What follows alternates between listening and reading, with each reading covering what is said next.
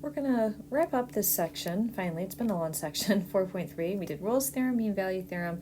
We're going to end with a little corollary of mean value theorem that's going to roll right into something super important in the next section called the first derivative test. So this is going to just, roll right into that. You're going to see a lot more of this. So this book does something kind of interesting that they prove it with a corollary to the mean value theorem.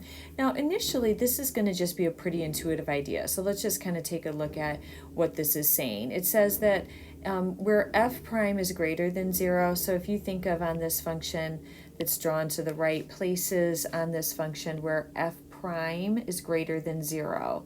So think about drawing in some slopes of tangent lines. If I have positive areas where I have positive slopes of tangent lines, you can kind of realize, oh yeah, the rate of change then is positive, so that means the function's increasing. Pretty intuitive. And then similarly, where you have negative slopes of tangent lines, that's going to correspond to places where the function is negative slopes of tangent lines, little negative derivatives here. Oh yeah, the rate of change is negative, a negative slope in effect, and so that means the function's decreasing. So pretty intuitive there, I think, initially. So what about the mean value theorem? Well, it's interesting because we can use that's kind of the intuitive idea, but we can actually use the mean value theorem to prove this little corollary, this idea here. So let's just take a look at maybe this region. So we'll just do it for one portion here. So suppose we focus on an interval right here where the function is decreasing. So we're going to focus in this region right here where we have this decreasing. And let's just say that this decreasing, obviously, let's say that this is my A to B portion. So let's say, obviously, this is 0, but let's just say this is from A. We're just going to say this is to B, right? So this is from A to B. Okay. So let's go ahead and suppose I have 2 points in this interval. So let's let x1 and x2 be points in this interval here from A to B, where I want the x1 to be kind of the first point. So we're going to say where x1 is less than x2. All right. So let's go ahead and just say, if I kind of put these on the graph here, so let's say that maybe this point right here is x sub 1, so maybe right about there, and then somewhere a little further down the line, we'll say this is our x sub 2, and so that point's right there. Okay, so we have an x1 and an x2. All right, so certainly we're inside of a continuous open interval as part of the assumption. F is differentiable in the open interval from A to B, which certainly means that it is going to be continuous in any area in between here. So we can certainly just recognize that F is, without a lot of hubbubaloo, F is going to be definitely continuous on the closed interval from x1 to x2, and it's going to be differentiable on the open interval from x1 to x2, again, because we're, I'll just say, because we are in the differentiable interval from A to B. Okay, so let's kind of throw that in parentheses. All right, so because we have our continuity on the closed interval, differentiability on the open interval, this is going to imply then that our mean value theorem applies. So this implies that mean value theorem applies. All right, well, let's think about what that would mean for us here.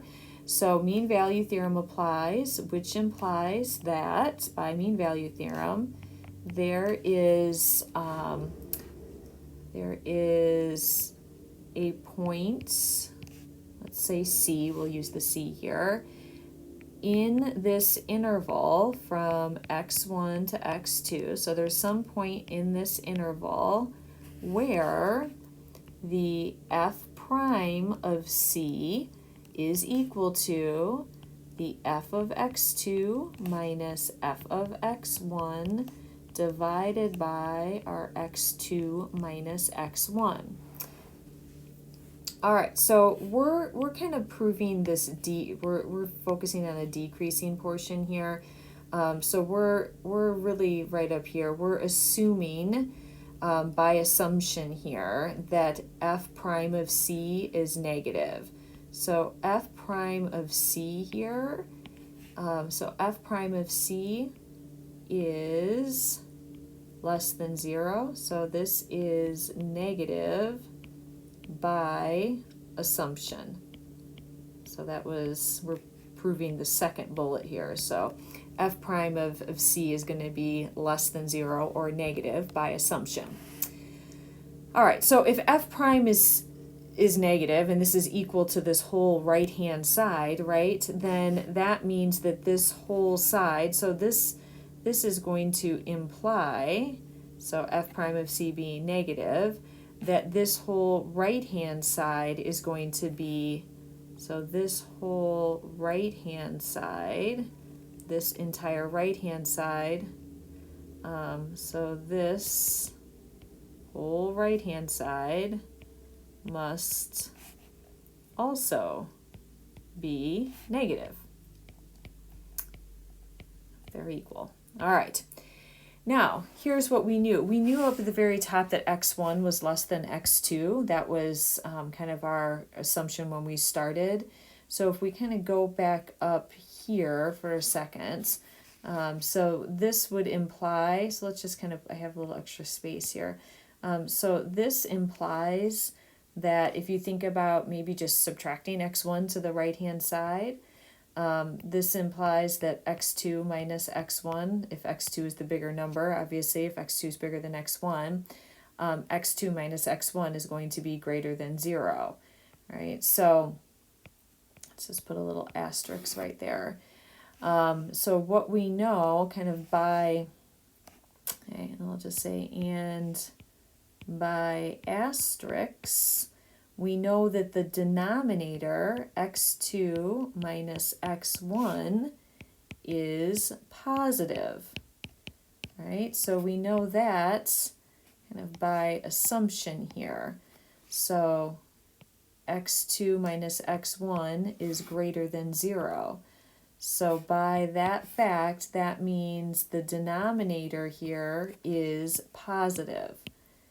All right, well, the whole quantity has to be negative, and if the denominator is positive, this implies that the numerator must be negative. So this implies that the numerator must be negative. Okay, so let's write that out. Let's write what that would mean. So this says that the f of x2 minus f of x1 must be negative, less than 0. Well, add the f of x1 there to the right-hand side, and you now have that f of x2 is less than f of x1. And that is our definition for decreasing. So therefore, you can take any 2 points in the interval and show that that interval then is decreasing. All right, so that's why it's here as a corollary to the mean value theorem. You can use mean value theorem to kind of show this. But go back to this really intuitive idea. If the derivative is positive, the rate of change is positive, your function's increasing.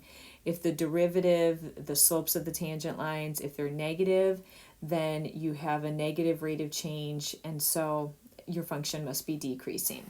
So let's go ahead and look at an example where we are going to find where f is increasing and decreasing.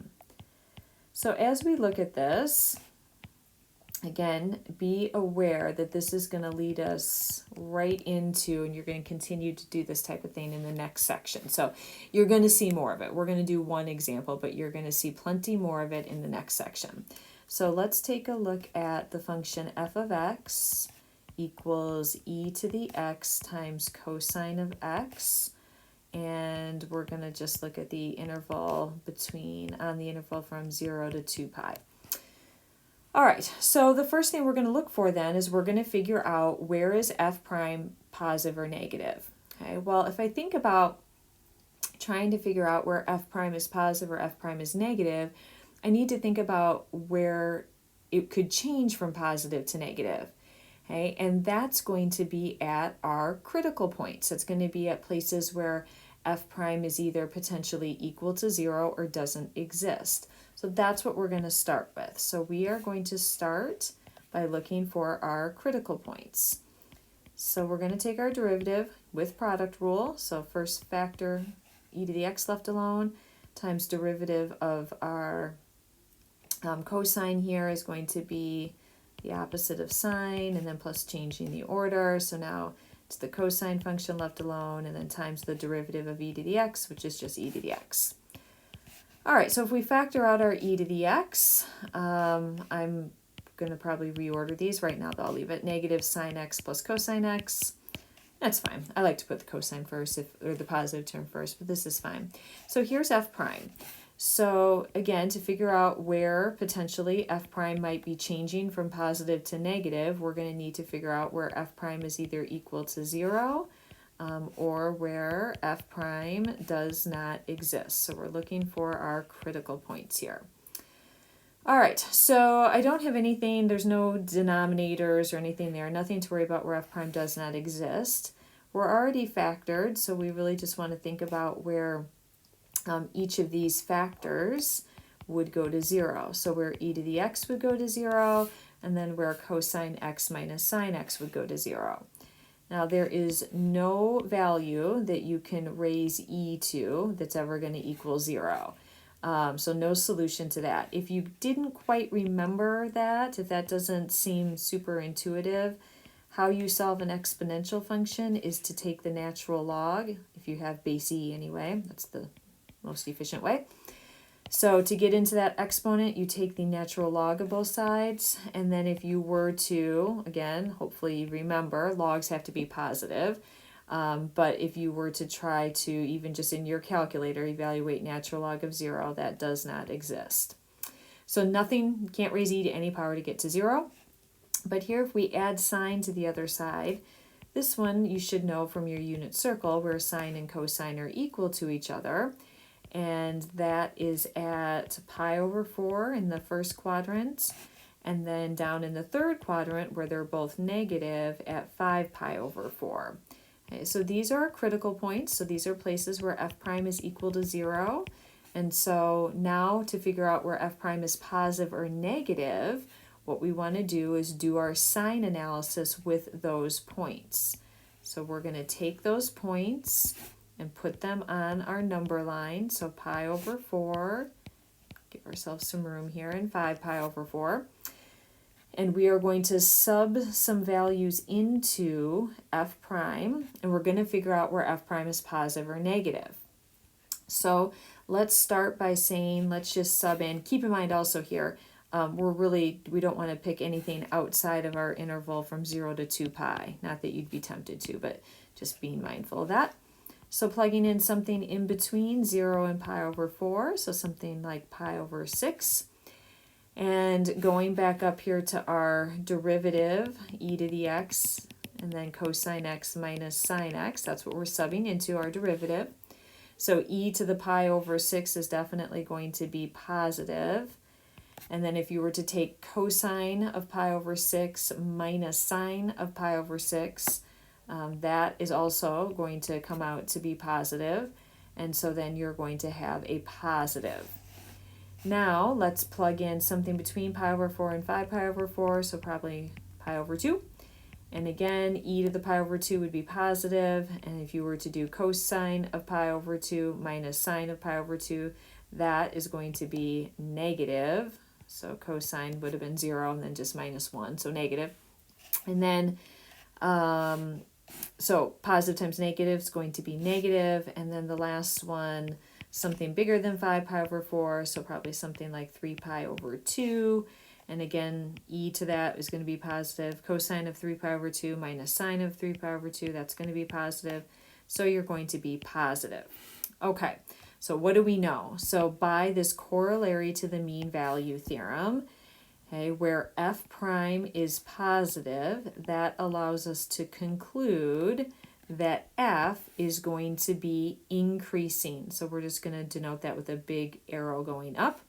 Where f prime is negative in this next interval, that is going to be where f is decreasing. And again, when f prime is positive, that's going to be where f is increasing. So